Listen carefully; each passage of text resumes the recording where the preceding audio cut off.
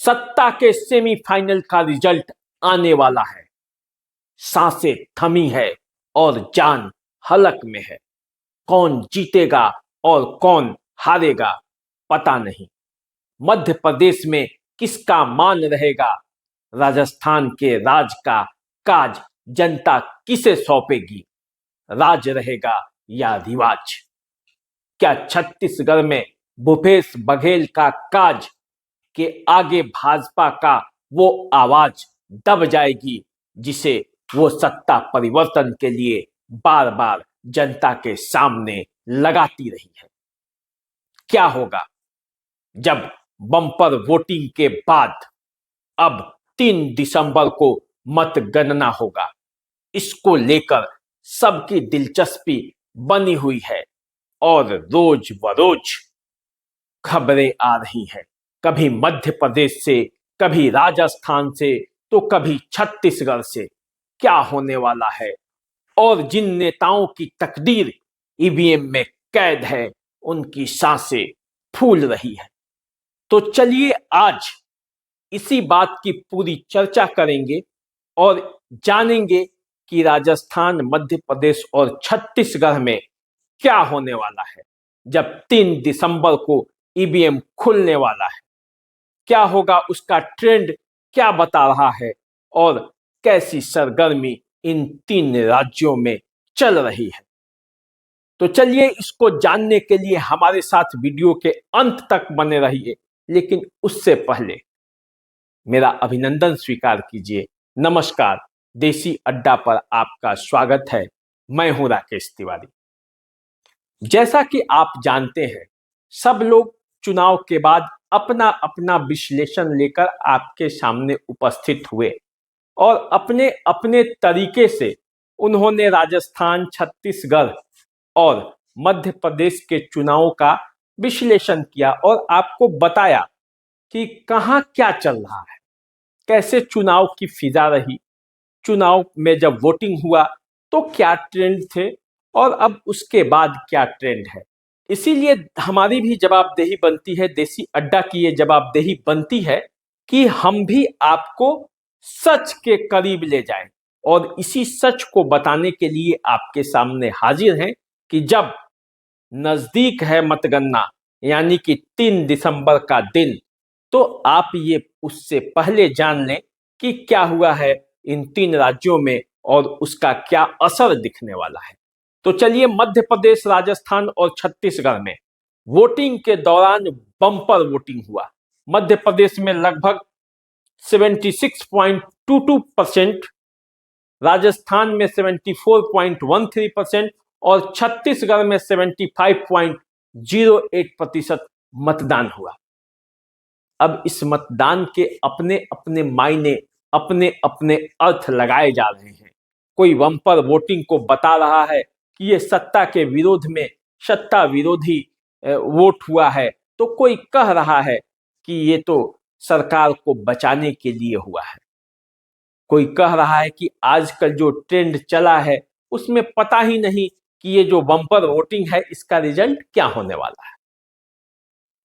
चलिए, ये तो 3 दिसंबर को पता चलेगा कि इन जो 3 राज्यों में बम्पर वोटिंग हुई है उसका क्या असर होने वाला है। लेकिन हम आपको कुछ मायने बताते हैं और बारी बारी से आपके सामने विश्लेषण रखते हैं, उससे आप समझ पाइएगा कि इन 3 राज्यों में असल में हुआ क्या है। सबसे पहले बात करते हैं मध्य प्रदेश की। मध्य प्रदेश में शिवराज चौहान की सरकार है।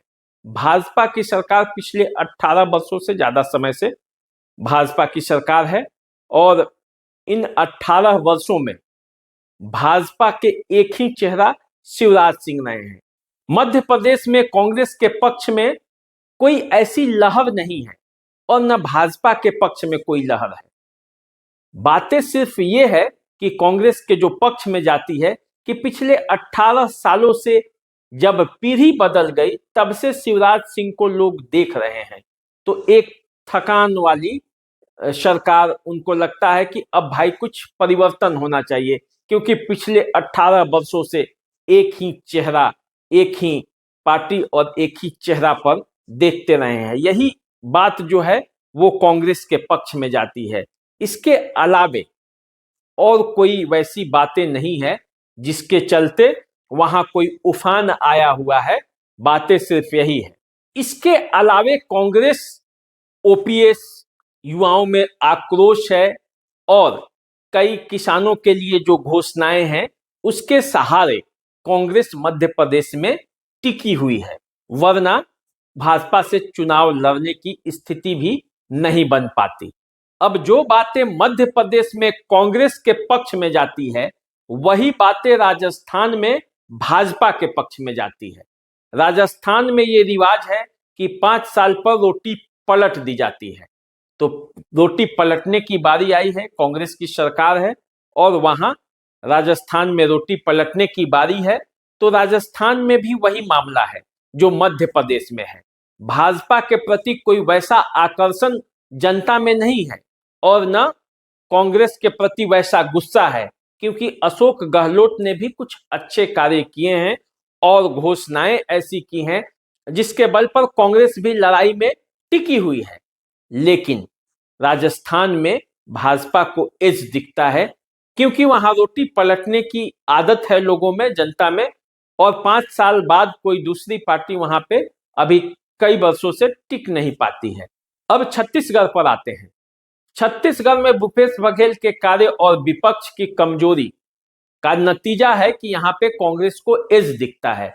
हालांकि भाजपा ने बाद के समय में बहुत प्रयास किया और भ्रष्टाचार के कई मुद्दे उठाए और भूपेश बघेल को घेरने का प्रयास किया, लेकिन इन बातों को वो जनता तक कितना पहुंचा पाई ये 3 दिसंबर को दिखेगा। हालांकि यहाँ भी बम्पर वोटिंग हुई है और बम्पर वोटिंग से ये लग रहा है कि चुनाव बड़ा दिलचस्प है। अब देखिए पूरे प्रकरण को यदि देखते हैं, मध्य प्रदेश, छत्तीसगढ़ और राजस्थान, इस बार कांग्रेस क्लियर थी।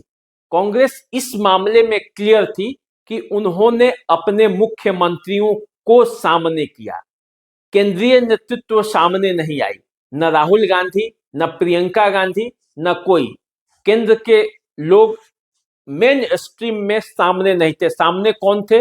राजस्थान में अशोक गहलोत, मध्य प्रदेश में कमलनाथ और छत्तीसगढ़ में भूपेश बघेल। ये क्लियर था कि यही मुख्यमंत्री होंगे, ये चेहरा है और इस पर आपको वोट देना है, और ये कांग्रेस के पक्ष में हो सकती है। दूसरी तरफ जो भाजपा है वो इस बार किसी भी क्षेत्रीय छत्रप को चेहरा बनाकर नहीं पेश किया। उसकी रणनीति एकदम कांग्रेस से अलग थी। वो केंद्रीय नेतृत्व के भरोसे इस बार चुनाव लड़ा है। जहां पे उसका चेहरा था वहां भी उन्होंने चेहरे को उस तरह से प्रोजेक्ट नहीं किया, जैसे राजस्थान में वसुंधरा राजे सिंधिया, मध्य प्रदेश में शिवराज सिंह चौहान और छत्तीसगढ़ में रमन सिंह। इनको सामने प्रोजेक्ट नहीं किया गया, बल्कि चुनाव पूरी तरह भाजपा का केंद्रीय नेतृत्व लड़ा है और ये जताने का प्रयास किया गया है कि पार्टी को वोट दीजिए, न कि किसी चेहरे को। सही समय पर उचित चेहरा आएगा। अब इससे 2 बातें हैं, या तो इस मामले में भाजपा को बहुत लाभ मिल सकता है या नुकसान भी उठाना पड़ सकता है। और जब इतना बम्पर वोटिंग हुआ है तो राजस्थान, मध्य प्रदेश और छत्तीसगढ़ के मिजाज में क्या है ये 3 दिसंबर को आपको पता चल जाएगा। लेकिन फिलहाल इन सब परिस्थितियों के बावजूद जो वहां के नेता हैं राजस्थान के, सांसें फूल रही हैं। पूरे मामले में जनता वोट देकर चुप है और नेता बोल रहे हैं। सबकी अपनी अपनी जीत की दावेदारी है, लेकिन कौन किस पे भारी है ये 3 दिसंबर को पता चलेगा। तो चलिए आप हमारे साथ बने रहिए, देखते रहिए देसी अड्डा। नमस्कार।